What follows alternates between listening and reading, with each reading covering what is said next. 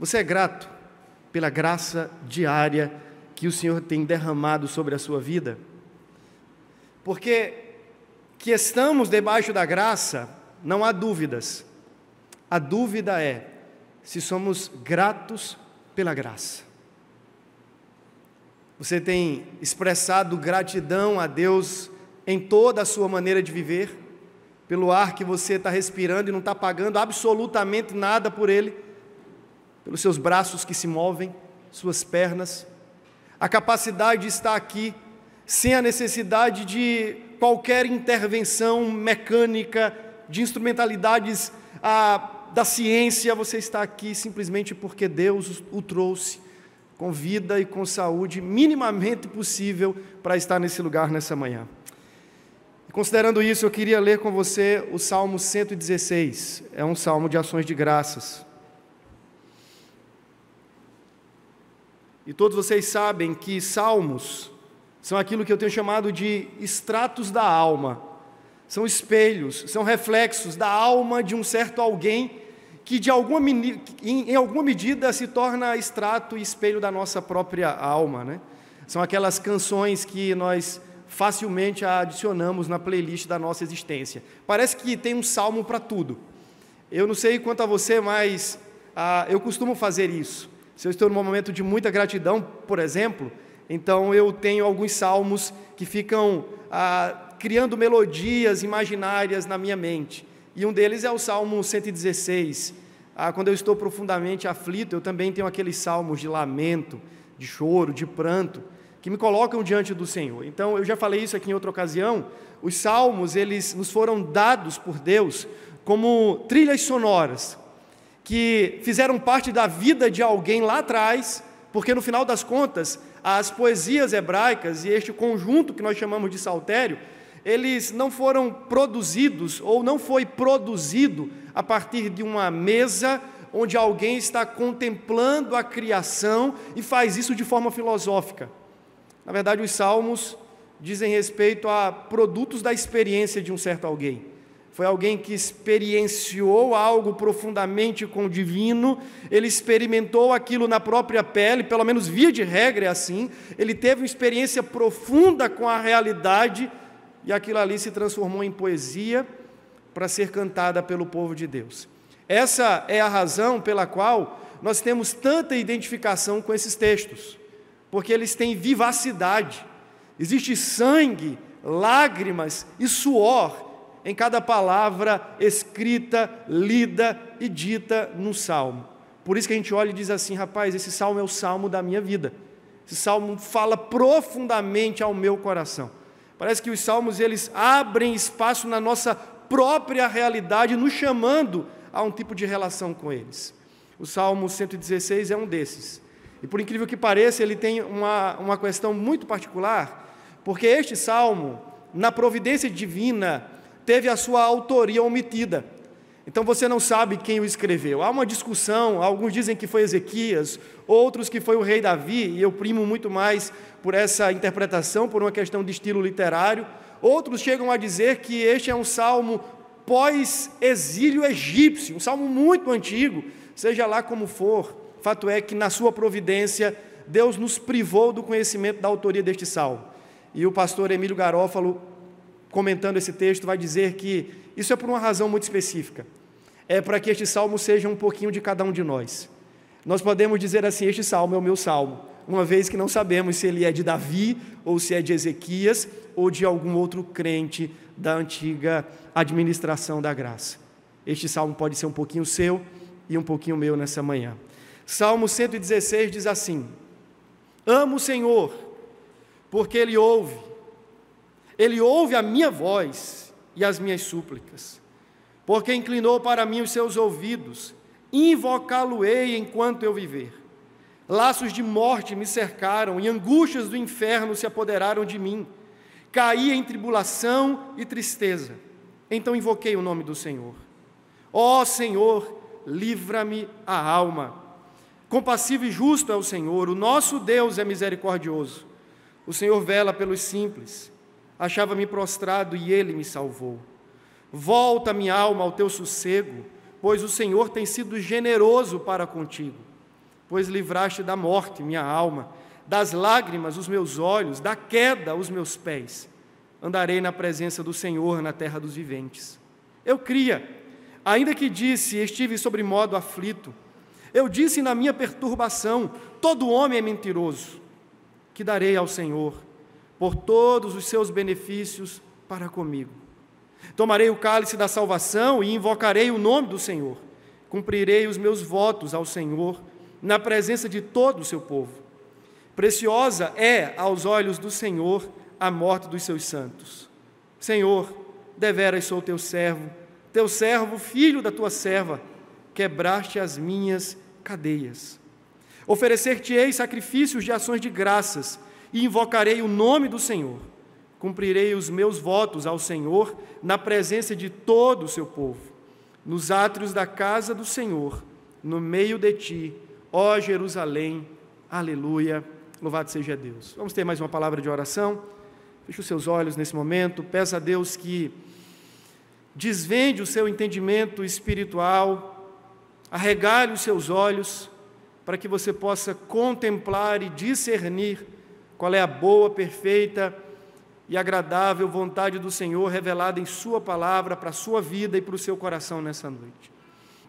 O Senhor quer falar conosco. Pai querido, nós reconhecemos a nossa inteira dependência do Espírito do Senhor e pedimos, ajude-nos, não apenas a compreendermos, mas a apreendermos a verdade, de modo que ela seja internalizada no nosso coração e transformadora para a nossa vida. Fale conosco, ó Deus, é o que nós imploramos por amor do Seu nome, e faça isso usando a Tua própria Escritura, é a nossa oração em nome de Jesus. Amém e amém. Mesmo não sabendo a quem escreveu este salmo, fica-nos claro que foi alguém que estava sob águas muito profundas. Foi alguém que estava vivendo um momento de muita tensão, infortúnio, tribulação, perturbação. O próprio texto nos descreve os sentimentos que estavam, de alguma forma, acomodados no coração deste poeta. Ele usa uma linguagem metafórica, se você observar, para dizer que ele estava cercado por laços mortais. Ele chega a dizer que ele estava em uma tribulação profunda, em uma angústia infernal. Alguém já disse que o sentimento era como se o inferno tivesse mudado de endereço e agora estivesse ocupando o lugar no coração daquele homem. Ele estava cruelmente abatido, apavorado, angustiado, incerto, inseguro, com um sentimento de desproteção, de descuidado. E nós podemos ler a aflição trazida em cada uma dessas palavras. São palavras que certamente foram escritas com lágrimas. Esse é, talvez, o contexto geral no qual o salmista se encontrava. Um momento de muitíssima aflição, de uma dor aguda. E ele vai dizer que, nesse momento, ele clamou ao Senhor, ele invocou o nome de Deus, ele suplicou ao Eterno por alguma intervenção, e por graça ele foi ouvido. A primeira parte deste salmo fala de um homem aflito, que resolveu invocar a Deus por meio da oração e recebeu pronta resposta. Só nesse ponto aí, a gente começa a pensar que o salmista já tem uma razão fundamental para agradecer. É o fato de que ele tem sobre si um céu aberto e um Deus vivo e verdadeiro que solicitamente resolve interagir e intervir na história dos seus filhos por meio da oração. Por si, isso já seria um grande motivo de gratidão. Nós temos um Deus que nos ouve. Veja, diferente daquilo que é apresentado no Salmo 115, sobre os ídolos dos povos, as fabricações do coração humano, diz que eles têm ouvidos, mas não ouvem, têm olhos, mas não veem, têm narinas, mas não cheiram, têm mãos, mas não apalpam. O salmista, por sua vez, está descrevendo a sua relação de aflição e oração diante de um Deus vivo. E ele poderia já dizer assim: Deus, muito obrigado. Porque mesmo antes do livramento, eu tenho a quem recorrer. Deus, muito obrigado, porque ainda que eu não tivesse sido livrado pelo teu poder e pela tua mão, eu já tenho o Senhor, pronto socorro diante das minhas aflições. Só isso aqui, irmãos, já seria um grande motivo de gratidão para cada um de nós. Porque não apenas o salmista, mas nós que aqui estamos nessa manhã, também temos sobre nós um céu aberto e um Deus vivo, que nos abriu na pessoa do seu Filho um novo e vivo caminho pelo qual nós podemos entrar e acessar a sua presença através da oração. A oração continua sendo esse recurso poderosíssimo que Deus nos entregou como seus filhos e santos para termos lugar na sua presença, sem precisarmos marcar uma audiência, um horário ou uma agenda específica. Nós podemos falar com Deus, porque Ele é vivo e os seus ouvidos estão prontos a ouvir os nossos clamores. Isso já seria um motivo de gratidão para você nessa manhã. Você pode erguer a sua voz, sabendo que à medida que você fala, à medida que você ora, você não está discursando ao vento, você não está falando com paredes. À medida que você ergue a sua voz aos céus, você encontra lugar no coração do divino. O Eterno prontamente ouve as nossas orações. Isso é uma grande bênção. O povo de Deus tem em Deus ouvidos atentos às orações. Poderíamos encerrar o sermão aqui dizendo: vamos para casa agradecidos, porque temos um Deus que nos ouve. Mas o texto vai além. E se você observar, depois de ter descrito essa mistura de sentimento de aflição com a oração, ele diz assim: ele me ouviu. Ele se inclinou para mim. E essa imagem, que é típica dessa literatura poética, do que está presente nos Salmos, é de uma imagem de profunda condescendência, de alguém muito maior, que tem que se rebaixar, se inclinar na direção de um outro alguém. É como nós fazemos com as nossas crianças, que quando nos suplicam algo, nós temos que nos baixar, nos inclinar em condescendência para ouvi-las melhor e para dar talvez uma atenção visível àquilo que elas estão nos pedindo. Essa é a imagem por trás. Deus está ouvindo e Ele está dando ouvidos, Ele está se importando com aquilo que está lhe sendo dito por meio da oração. Mas não apenas isso, o salmista vai dizer que Ele me ouviu e interviu, quebrando as cadeias, livrando-o da aflição. Não bastasse sabermos nessa manhã que nós temos um Deus que nos ouve, o salmista ainda vai adiante e diz que esse Deus que nos ouve é o Deus que também nos responde e intervém na história poderosamente por meio das nossas orações. Veja, são duas coisas diferentes. Uma coisa é a capacidade de ouvir.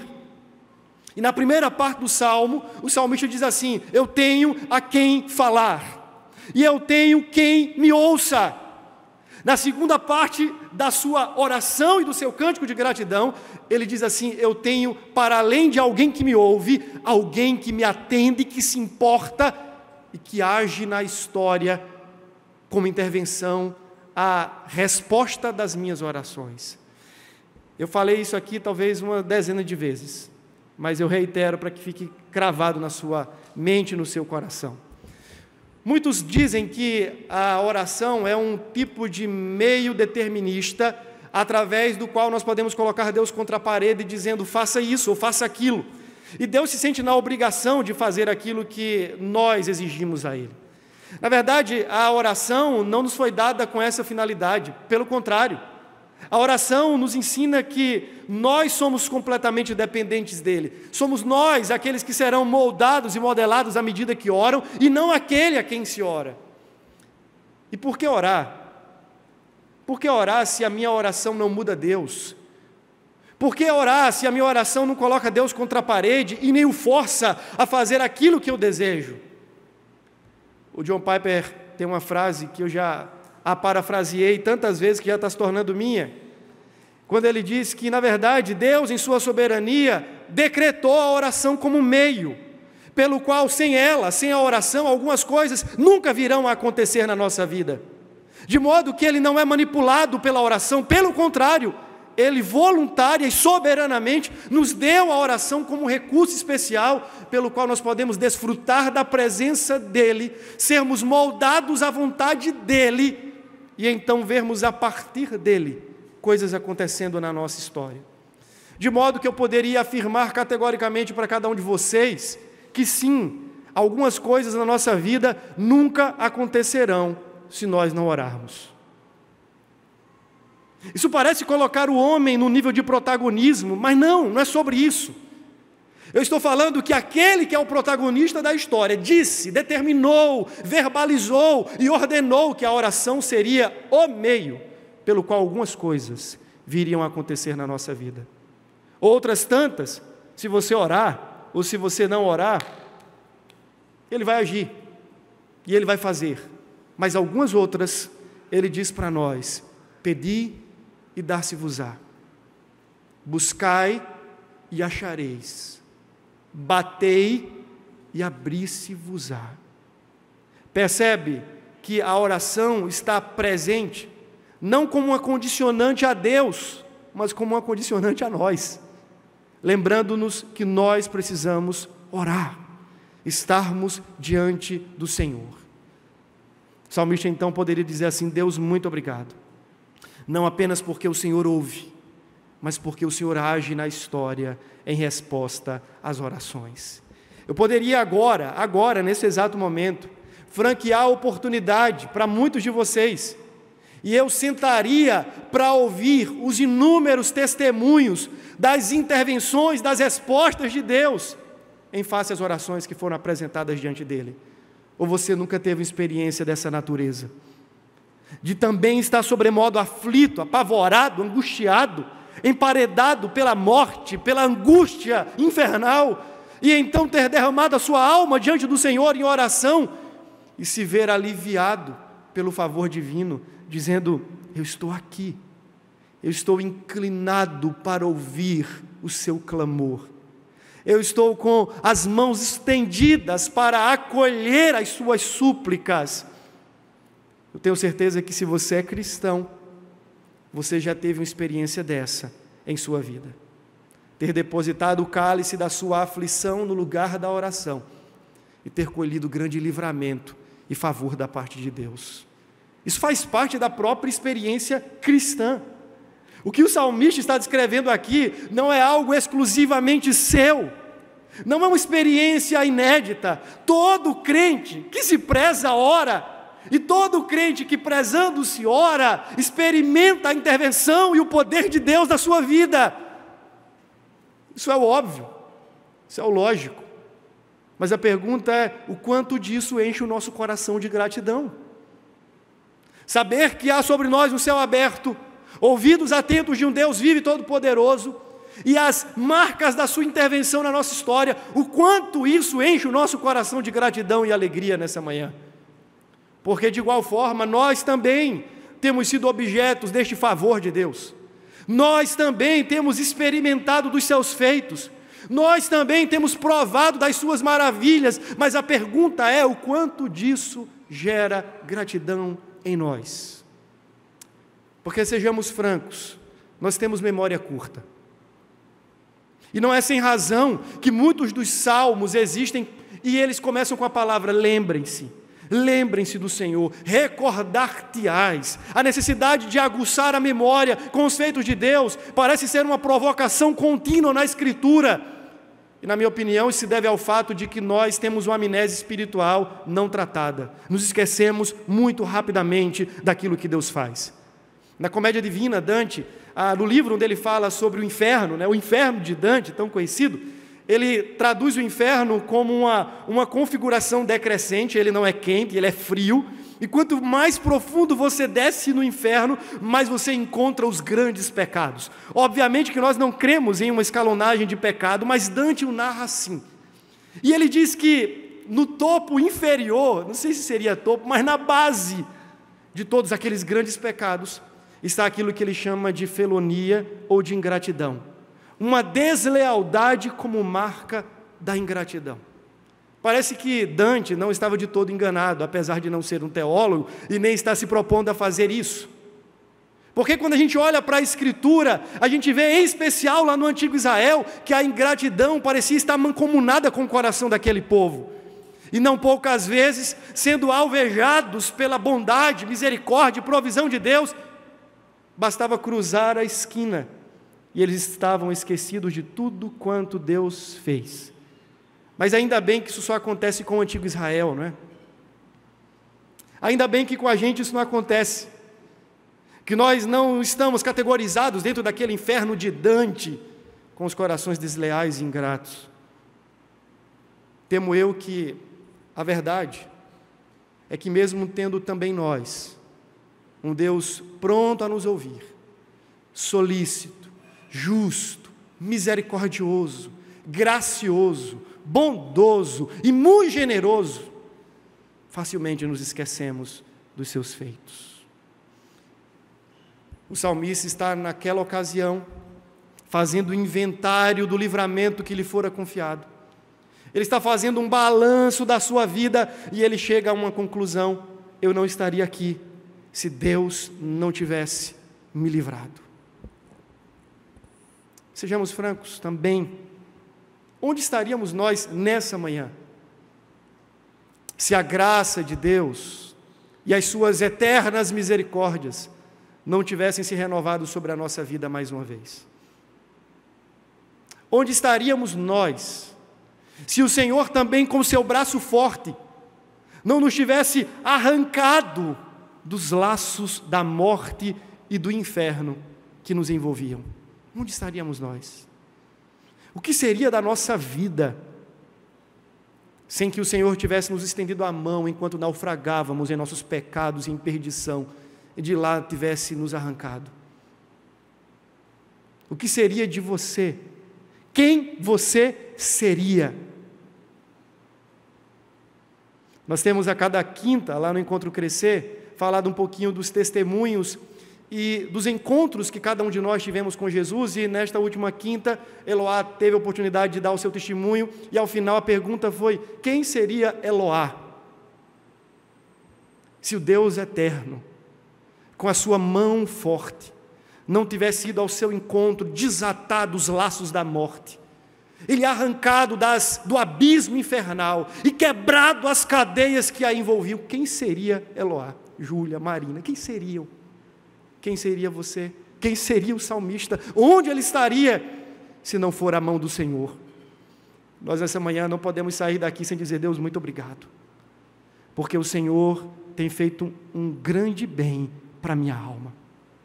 Diante dessa visão de um Deus interventor, dessa compreensão de um Deus pronto a ouvir e solícito aos seus filhos que clamam, o salmista agora entra num processo que na literatura se chama de solilóquio. Ele começa a discursar consigo mesmo, e ele fala com a sua própria alma, e diz: agora minha alma, diante disso, da certeza de que Deus ouviu e respondeu à minha oração, volta ao teu repouso, volta ao teu descanso, volta ao teu sossego, porque o Senhor verdadeiramente tem feito muito bem à minha alma.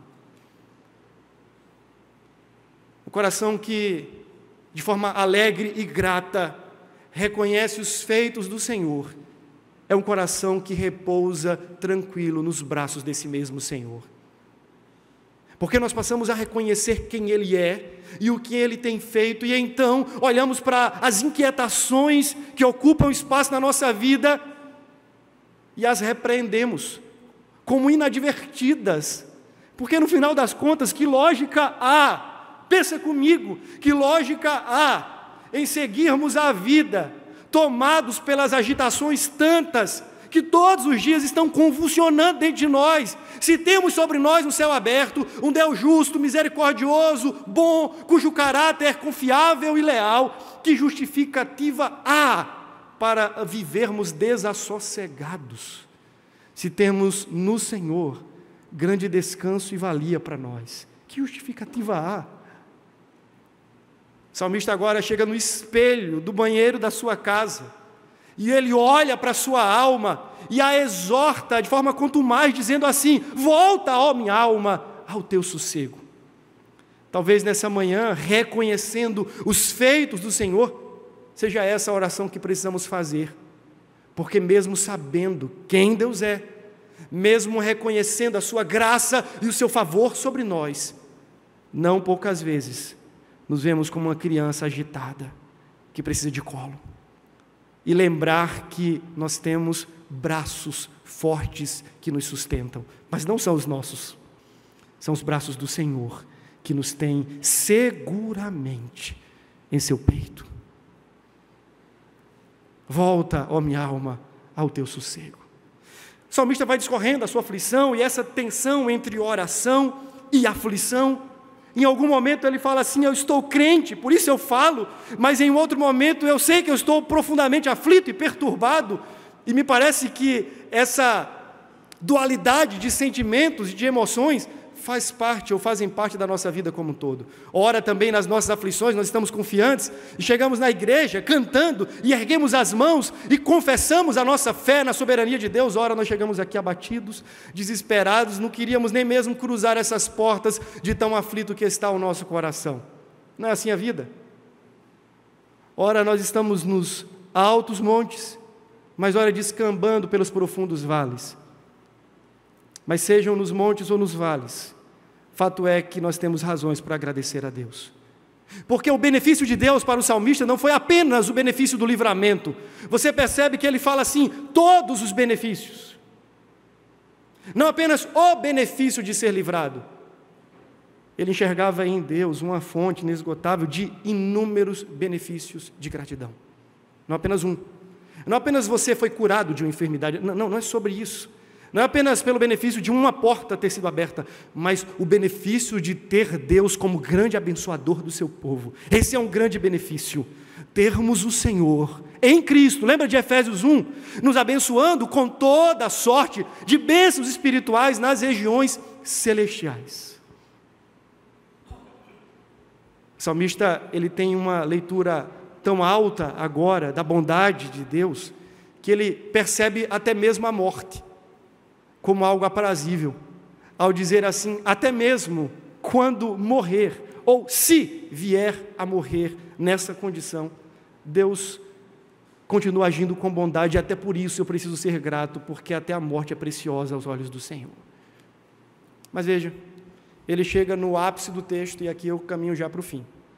Quando no versículo 12, tendo experimentado essa bondade de Deus, à medida que ele via as garras do sofrimento cravadas em sua alma, ele se vê arrancado pelas mãos ternas do Senhor.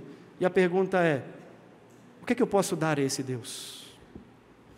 Eu já falei, eu acho que em 1 ou 2 aniversários aqui, e eu cito esse texto, e eu uso a seguinte ilustração. Eu não sei se você já foi convidado para uma festa de alguém muito rico. Imagina, KM te chama para ir para a festa dele. E você chega lá e diz assim, o que eu vou dar de presente a KM? Imagina Silvio Santos aqui agora, fazendo propaganda do SBT. Dizendo assim, rapaz, eu quero que você venha na minha festa. O que você compraria para dar a um homem que, do ponto de vista financeiro, não precisa de nada que você compre, porque ele teria dinheiro suficiente para comprar tudo? De 2, 1, pensaríamos assim, eu vou dar qualquer coisa, porque se ele tem tudo, qualquer coisa serve. Passa ali na feirinha, compra uma sandália daquela de couro, leva para Silvio Santos, está aqui, meu amigo, olha, eu sei que você não precisa de nada, então qualquer coisa serve. Ou então você cairia na tolice de comprar algo à altura dele, e você se endividaria para o resto da vida, e teria que passar a dívida para os seus bisnetos.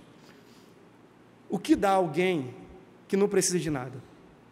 Como retribuir a um convite tão gracioso, bondoso, de alguém tão importante? Vamos considerar que tenha sido o rei Ezequias ou o rei Davi nessas condições. Que tenha sido um rei, seja um, seja outro. Imagina aquele homem agora, detentor de um território geográfico muito extensivo, e ele poderia pensar assim, eu vou dar metade do meu reino para Deus. A melhor terra, a mais frutífera, vai ser para o Senhor. Mas de repente alguém se levantaria no meio da audiência, o ouvindo declarar o seu presente para Deus, diria assim, pô, para por aí. Sabe por quê? Porque os céus são os céus do Senhor, e a terra, o estrado dos seus pés. O que seria, ó rei, um pedaço de terra, para aquele que é o Criador dos céus e da terra. Talvez ele, se avantajando ali das suas riquezas, dissesse assim: vou pegar parte do tesouro do meu reino, ou então todo o tesouro da casa dos tesouros, vou depositar diante do Senhor, dizendo: Deus, essa é a minha retribuição. Um outro alguém se levantaria da plateia e diria: para por aí, ó rei. Você se esqueceu que Deus disse através do profeta Ageu: meu é o ouro, diz o Senhor, minha é a prata. O que dá àquele que é dono do ouro e da prata? Você percebe que ele está encrencado, porque depois de ter feito um balanço de tantos benefícios recebidos, ele falou assim: eu estou frito, porque não tenho como devolver a esse Deus nada que seja a sua altura. Pois é, nós estamos nesta mesma situação. O que dá a esse Deus que diariamente nos tem dado vida, provisão, sustento, que nos tem dado a oportunidade de sair da cama para o trabalho, forças? O que dá a esse Deus? Mas faça um retrospecto ainda mais profundo, você que é cristão. O que dá àquele que deu a si mesmo, na pessoa do Cristo? O que poderia um homem como eu dar a Deus em retribuição ao seu favor, principalmente pensando no seu grande favor, que foi o fato dele ter se dado em Cristo? Deus deu tudo de si quando deu Cristo. E a pergunta que recai sobre o meu coração nessa manhã, e que me intriga, e que me apavora, e que me constrange é: o que eu posso dar de volta a esse Deus? E eu chego à mesma conclusão, de que nada que eu tenha, nada que eu possua, nada que eu entregue, será suficientemente proporcional ao bem recebido. Porque é assim que funciona na vida cristã. Deus não está em negociação conosco. Ele não nos abençoa para que paguemos a conta depois. Quem faz isso é o patrão, esperando um bom resultado dos seus funcionários. Mas Deus é um bom pai. E como bom pai, Ele tem prazer em abençoar os seus filhos para vê-los sorrir. Quem é pai aqui sabe. Nós não presenteamos os nossos filhos esperando que no final das contas eles trabalhem mais, lavem mais as louças, varram melhor a casa. Ninguém faz isso. Nós os presenteamos porque gostamos de vê-los sorrir, e porque nós os amamos e queremos demonstrar sobre eles este amor nas coisas mais singelas. Você acha que Deus também não faz isso conosco? Que Ele não tem prazer em ver os seus filhos sorrir? Que Ele não se deleita em nos abençoar simplesmente por isso, sem esperar e sem querer algo em troca, como se fosse uma moeda? A verdade é, meus irmãos, que nós temos uma dívida impagável. E eu não estou falando apenas daquela dívida do pecado, que era impagável para nós, mas que Cristo pagou. Estou falando agora de uma outra dívida, uma dívida de gratidão. E deixa eu falar para você, ainda que você tenha que passar a eternidade inteira diante do trono do Cordeiro, dizendo: obrigado, Senhor, obrigado, obrigado. Isso se repita por uma infinidade de dias e de tempo infindo, não seria suficiente. Se cantássemos as melhores canções, escrevêssemos os mais belos salmos, registrando a nossa canção de gratidão, ainda seriam insuficientes, porque o que dá àquele que tudo deu de si, e que tudo nos tem dado a cada dia? Eu diria que a resposta do salmista, a pergunta que ele faz ao seu próprio coração, é mais ou menos a seguinte: Senhor, eu vou juntar o povo, e vou celebrar em gratidão essa vitória na presença de todo o povo.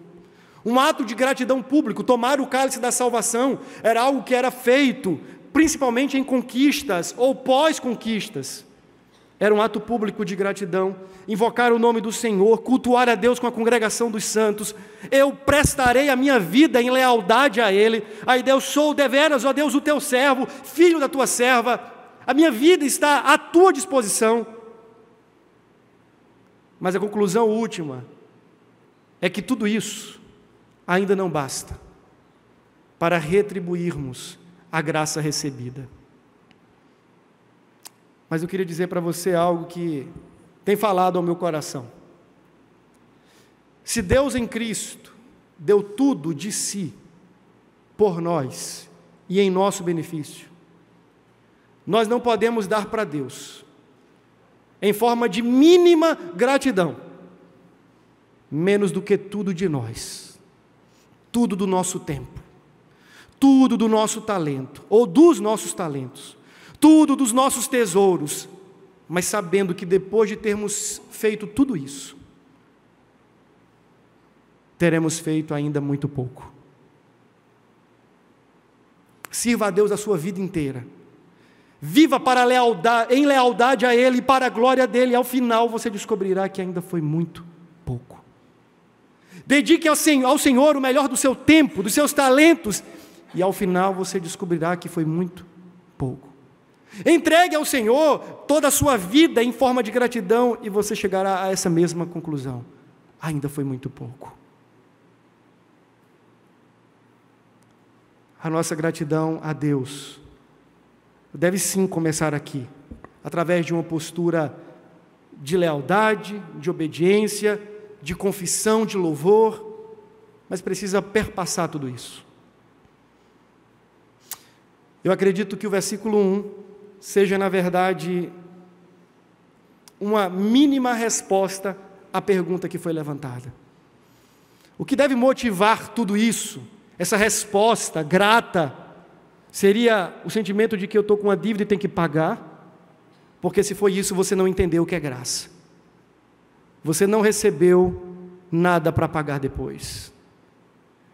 Na verdade, Ele pagou para que você recebesse de graça. E como responder a esse Deus? Versículo 1 diz assim: amo o Senhor. O que move um coração grato e as nossas respostas práticas de gratidão não são sentimentos de culpa, de que uma conta precisa ser paga, mas é a consciência do amor. Eu sou muito amado e eu preciso amar aquele que profundamente me ama.